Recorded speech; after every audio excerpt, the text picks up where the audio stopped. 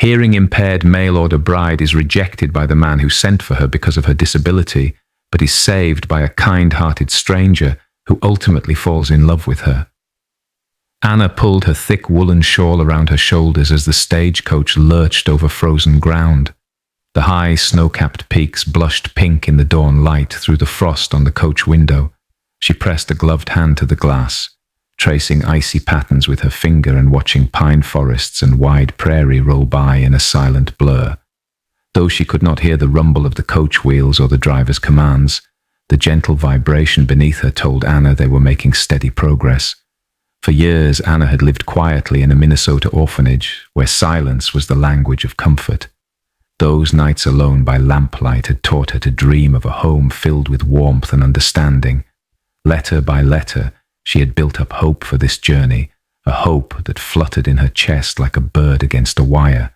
Her name was Anna Peterson, and at 22 she was embarking on the most important journey of her life. Letter after letter from a distant farmer named Bart had promised that her new home would be on the wide western frontier. In his flowing handwriting, he spoke of clear mountain streams and cozy log fires. He wrote of the small cabin he had built with his own hands, nestled among fir trees, and of children who would one day fill their home with laughter. Bart had even mailed her a photograph. Anna still kept it tucked in the taffeta lining of her bonnet. It showed a humble cabin with smoke curling from the chimney, set against endless snowy fields and towering peaks. Anna closed her eyes and imagined tending the hearth in that very cabin, feeling at peace at last. Now, as the coach rattled on through the crisp morning air, Anna's stomach fluttered with excitement and nerves. She took out a small, worn notebook and stub of pencil from her shawl pocket. Outside the window, golden light crept up the mountains. Daylight dawns beyond the mountains, she wrote carefully. I pray this day begins a new life, she added in neat, deliberate letters. Each carefully written word calmed her trembling heart. Writing had always been her way of naming and taming her fears. She recalled many a winter night at the orphanage, huddled under a quilt as she spun stories in her notebook by candlelight. In that silence, she had learned to hold on to hope. As the stagecoach neared the end of its journey, Anna felt as though she were emerging into another world. The dawn-painted Rockies loomed tall and white ahead. The wheels crunching on a snow-covered street signaled that they had arrived at Maple Springs. Anna took a deep breath of icy air. When she opened her eyes, the quiet frontier town was before her. Dirt streets buried under snow, log buildings lining a single main street, and smoke curling from chimneys of cabins and barns. The church steeple cast a slender shadow on the snowy expanse. Despite the cold, Anna felt her cheeks warm slightly with hope. She smoothed her skirts one last time, tucked her notebook back into her pocket, and stepped off the coach. Her fiancé was waiting as promised. Anna spotted him at once, tall, broad-shouldered, with greying hair at the temples, and a kind but weathered face. Bart McAllister, her name for him in letters, stood by a bay horse tied to the inn's hitching post. His eyes, a gentle shade of brown, lit up when he saw her, and he lifted his hand in greeting. Anna managed a bright smile. "Hello, Bart," she said as clearly as she could, extending her hand, but only a faint whisper escaped her lips. The sound was immediately lost in the gust of freezing wind. Bart's easy smile faded into a confused frown. He stepped forward. "I'm sorry, I didn't catch that," he said, voice loud in the crisp air. Up close, Anna felt his hand envelop hers warmly. She tried again, lifting her voice. "Hello, I am Anna." Still the words vanished into silence. The wind tore at the last syllable. Bart looked at her as if he suddenly realized something was wrong. "Miss Peterson," he ventured uncertainly. When Anna nodded, he released her hand and took a step back, his eyes running over her face. Panic rose in Anna's chest. What was wrong? Taking a slow breath, she opened her mouth to speak one more time. But no sound came out, only a faint breath mixed with the morning frost. Confusion flickered in Bart's gaze. He tilted his head slightly and asked louder, "What is it, Anna?" The question hung in the air, unanswered. Anna's heart pounded. The truth she had tried so hard to keep from him suddenly stood stark and impossible to deny. Frantically, she withdrew a scrap of paper and a pencil from her pocket. Her fingers, still numb from the cold, felt unsteady. On the paper she wrote in large, trembling letters, "I have trouble hearing." Bart's eyes followed the strokes of the pencil. When Anna handed him the note, he took it and read silently. For a moment he said nothing. Anna waited, her breath caught in her throat. In the silence between them, all she could hear was the pounding of her own heart. Then Bart's face twisted, first to disbelief, then anger. "Damn it!" he muttered under his breath, fumbling the note between his fingers. Up close, Anna could see his eyes were sharp with frustration. Bart took a step back, looking as if the ground had fallen out from beneath him. He spun toward Anna and spat out, "You mean to tell me you're deaf?" Anna's throat tightened. "Yes," she tried to say with her eyes. She nodded ever so slightly, unable to speak. Bart's face contorted. "You deceived me," he suddenly roared, his voice echoing down the silent street. Anna flinched as though struck. Tears sprang to her eyes from shock and shame, but she blinked them back quickly. Bart continued, each word bitter. "I asked for a wife who could hear and talk, not someone who can't even hear the cattle lowing or the church bells in the morning." Anna could do nothing but watch him, horrified. A single tear escaped at last, and traced a cold line down her cheek. She reached out timidly as if to comfort him with a touch on the arm, but Bart jerked away. "I wanted a woman who could help on the farm, not one I need to shout at," he spat. Bart's voice rose. "How would I even know if something's wrong on the ranch if you can't hear a thing?" Suddenly the sleigh bells behind them jingled impatiently. The coachman was waiting. Feeling faint, Anna tried to speak again, all hope gone. Sign," she mouthed helplessly, but Bart only glared. With a crushing lack of ceremony, Bart flung the torn scrap of paper to the snow. "This wedding is off," he snarled. "I'm done here." He turned away. Summoning what dignity she could, Anna wrote one final message on a new piece of paper. "I am so sorry." She handed it to Bart, who barely glanced at it and crushed it in his fist. Bart climbed into the buckboard without another word to her. "Mount up, driver," he barked. The horses stamped in the frozen ground. Bart gave a sharp jerk of the reins, and the horses loped forward. In a cloud of snowy white, the sleigh lurched down the road. Anna watched, paralyzed. The last image she saw of Bart was his rigid back as he turned away, his voice calling something she could not hear over the wind. In moments he vanished around a bend. The only sound Anna actually felt was the sinking void in her own chest. For a long time Anna remained rooted to the spot. Snowflakes drifted gently around her as if nothing had happened. Her heart ached with disbelief. All the hopes and dreams she had built up over those last months lay shattered in the snow. Finally, Anna exhaled a breath she hadn't realized she held. Shame and heartbreak burned in her throat. She brushed a palm across her eyes to clear the tears, wiping at least the visible signs that the proud mail-order bride was sobbing. The sharp wind made her shiver, but she still felt a numb ache inside that was colder. Gathering every shred of courage, Anna began to walk. Step by careful step she moved forward, away from Bart's departing sleigh. She didn't know where she was going at first. When the shock lifted enough that her mind could think, she realized she had to find shelter. Through the bitter cold, Anna made her way down Maple Springs' only street. The townsfolk had begun to gather after the commotion. A kind-faced older woman gave Anna a sympathetic nod and wrapped her shawl tighter around her shoulders. A few other hands were briefly offered, not the words she could hear, but supportive pats and warm blankets. No one turned her away. When she finally reached the lantern-lit doorway of the Pine Thistle Inn, Anna felt a faint flicker of relief. She pushed the door open and stepped inside. The tavern was bursting with life. Heads turned as she entered, but the warmth engulfed her immediately. The inn smelled of wood smoke, beef stew and cinnamon. Immediately a furry black cat padded up and rubbed itself against Anna's ankle as if welcoming her. Heart pounding, Anna drew a shaky breath. For the first time all day she allowed herself to hope again, that maybe she would not be alone tonight. She made her way through the tavern to the counter. Mr. Jacobs, the innkeeper, looked up from polishing a mug.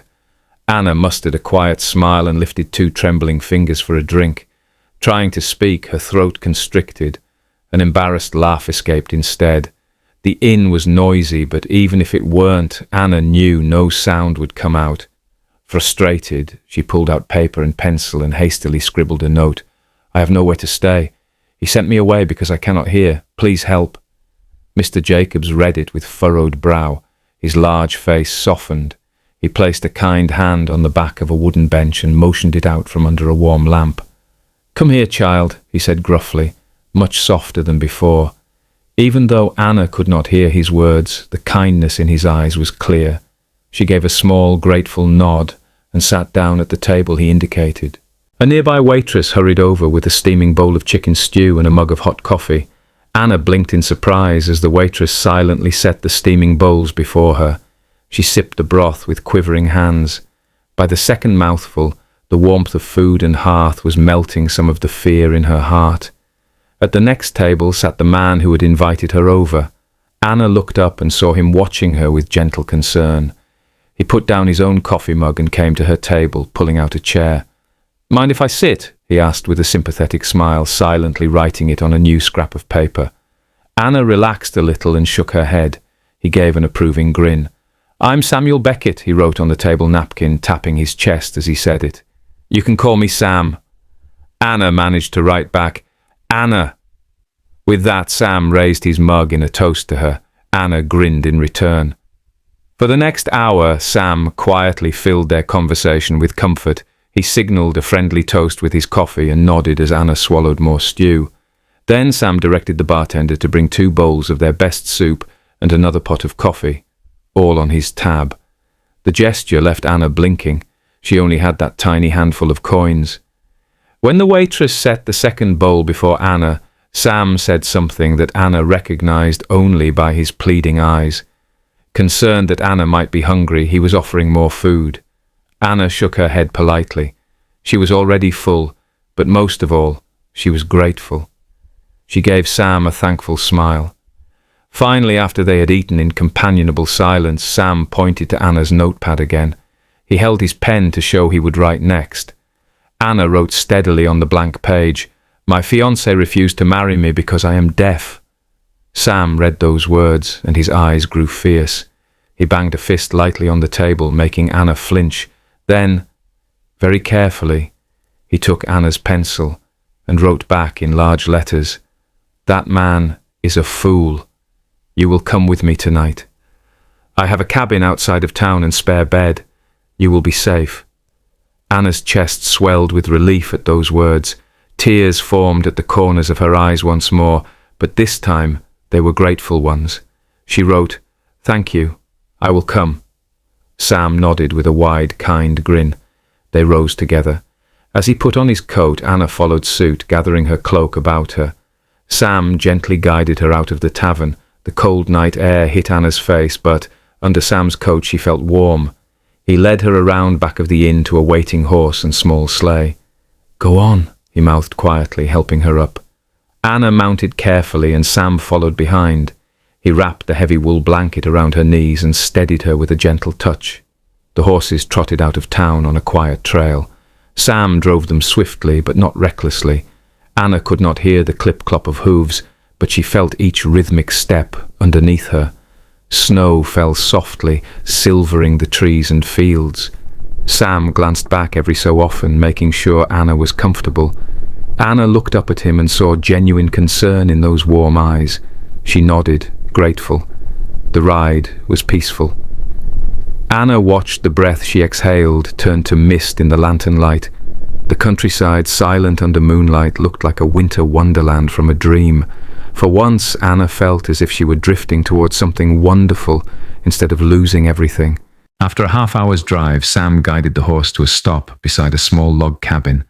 Anna gasped at the sight. Smoke curled lazily from the stone chimney, and golden light spilled from the windows, promising heat inside. Snow lay deep around it, but the path up to the door was cleared. Sam helped Anna off the sleigh. "Here we are," he said gently, touching her arm to steady her. She looked up at the cabin, her heart thumping. He opened the wooden door and stepped aside. "You'll be warm now," he said softly, smiling. Anna stepped inside. Instantly the cold disappeared, chased away by a roaring fire in the hearth. The room smelled of pine, broth, and fresh linens. A large kettle hung over the fire, and on the rough wooden table sat bowls of soup and fresh coffee. Sam lifted Anna's boots and set them by the stove, then placed a thick wool blanket around her shoulders. Relief washed over Anna in waves. She clasped her hands together in front of her face, breath catching at Sam's kindness. He stood back watching, and finally sat down opposite her at the table. Anna saw on his face an expression of gentle understanding. After a few quiet moments, Sam gestured to Anna's notebook on the table. Taking it, he wrote carefully on a blank page, "My name is Samuel Beckett. I've also known loneliness." Anna looked up curious. Sam continued to write, "I lost someone very dear to me last winter. I came here to heal, but some things never stop following you." Anna's eyes glistened. She recognized sadness on his face that matched what she had felt. He paused, then added, "You will not be alone with me. You are welcome here as long as you need." Anna's throat tightened with gratitude. She touched her fingers to her lips and wrote, "Thank you. I will stay." Sam read it and gave a gentle nod, then closed the notebook. Without another word, he got up and came around to Anna's side. He took her hands in his, warm and strong. For a long moment, they just held each other in the quiet cabin, the only sound being the crackling fire. Anna could not speak her relief, but she felt it deeply in that embrace. They ate together that evening in contented silence, thick vegetable stew and warm bread.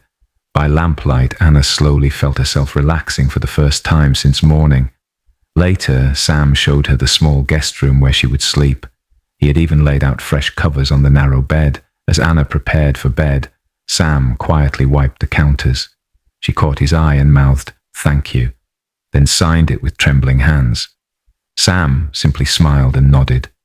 The weight of the day's sorrow began to lift as Anna realized she was safe and cared for. She lay down in the clean bed, pulled the covers up, and watched the fire flicker on the ceiling. The next morning, sunlight poured through the frost on the windows. Anna woke to the smell of breakfast cooking. Sam had already lit another fire and was gently moving plates of steaming oatmeal and tea onto the table. A plate of hot biscuits was there too. Sam met her at the table with a cup. He scribbled on a napkin, "Good morning. You look well rested." Anna wrote back, "Much better. Thank you for saving me." Sam chuckled and sighed, "It's what friends do." Anna replied with a shy smile and a nod, feeling a strange thrill at calling Sam a friend already. The day settled into work. After a simple breakfast, Sam and Anna went outside. The sky was clear and the sun glinted off the snow. Sam showed Anna around the small homestead. He introduced her to the two horses in the barn. Anna brushed one gently, talking to it in a soft, quiet voice. The horse nickered, as if replying. Sam watched approvingly, then patted Anna on the shoulder. He wrote in her notebook, "You have a way with animals." Anna grinned and scribbled back, "They seem to understand me." Next came feeding the chickens and gathering eggs.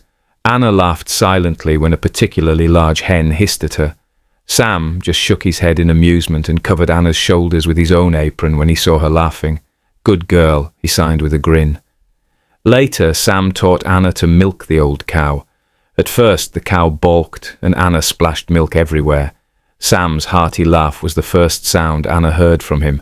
She did not hear the words "nicely done," but Sam's delighted clap on her back said it all. Anna wrote, "I'm learning, I promise." He kissed her forehead and patted her hand. They worked well together. Anna found comfort in the routine of chores. She chopped firewood while Sam stacked it by the hearth. She gathered water in a pail from the stream Sam cleared, and Sam carried it back up the steps. In each task, Anna felt a piece of herself returning. As evening came, Sam built an outdoor fire while Anna set the simple meal on the table, stew and cornbread with butter. The cabin glowed softly by firelight. They shared the meal quietly. When Anna signed "Thank you," Sam squeezed her hand and wrote, "You're kind and patient." Anna returned his smile. Weeks passed in this gentle rhythm, and each day Anna grew stronger in body and spirit. The townsfolk came to know her presence with Sam and soon accepted her as his partner. Neighbours waved as she and Sam went into town for supplies. The children at Sunday service waved too, unafraid of her gentle demeanour. Mrs. Finney, whose brother was deaf, even began to teach Anna a few helpful signs. One afternoon, an early spring snow began swirling down from the grey sky. Anna hurried home ahead of Sam, anxious to light the stove.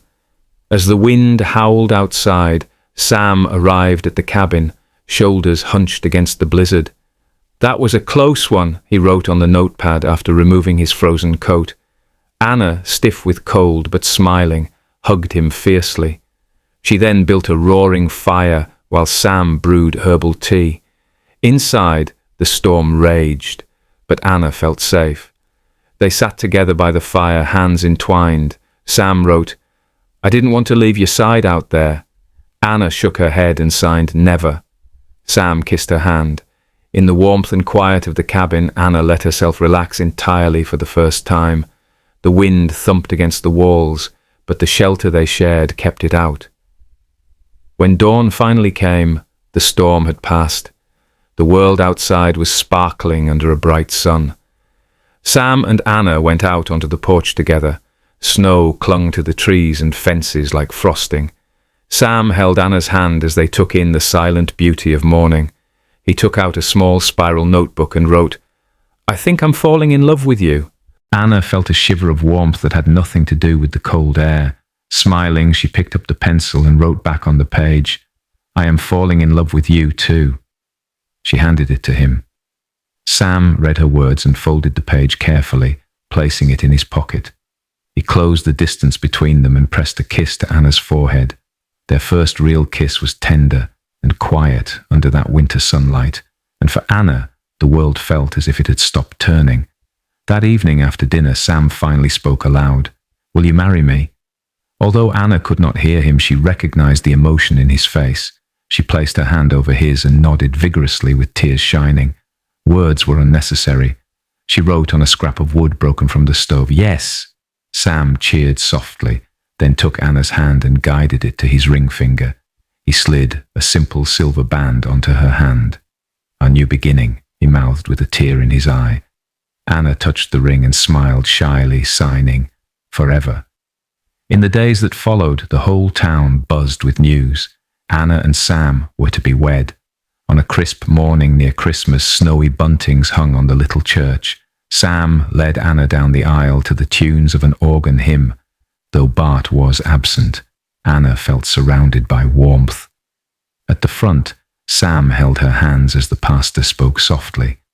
When the preacher pronounced them husband and wife, Anna watched Sam lift her into a jubilant spin. Outside the church, snow began to drift, and friends threw handfuls into the air as congratulations. Anna laughed silently into Sam's shoulder. Years went by. The ranch became a comfortable home. Sam and Anna raised 2 children under the same gabled roof. In winter, the family huddled inside with the fire blazing. Anna taught her daughter to fingerspell love on her palm before bedtime. The children would laugh as they acted out their parents' story, one speaking and the other signing. On summer evenings, Anna and Sam would sit hand in hand on the porch. She would trace out little shapes on his hand as he told their children's stories under the stars. Sometimes she would lean on him and say softly, "Thank you," and he would press her hand. No one else needed to hear. Anna often thought back to that snowy morning on the prairie. Once, as she swept the cabin floor, she found the tiny frozen tear stains on her cheeks in a cracked mirror. She touched the cold glass and quietly thanked the heavens. If not for Bart's cruelty, she would never have found Sam's kindness. Life in the long winter country was still hard sometimes. Storms came, fences needed repair, and livestock occasionally died. But whatever troubles came their way, Anna no longer felt afraid. By Sam's side, she had found a partner who listened with his heart. She learned that the quietest lives can be the richest when filled with caring and hope. In that snowy frontier, the once lost bride found her home. Through shared silence and gentle love, Anna and Sam built a life where every morning dawned with happiness. In the stillness of winter nights, Anna often held Sam's hand and smiled, knowing that in a world of so many sounds, she had finally found the voice of love.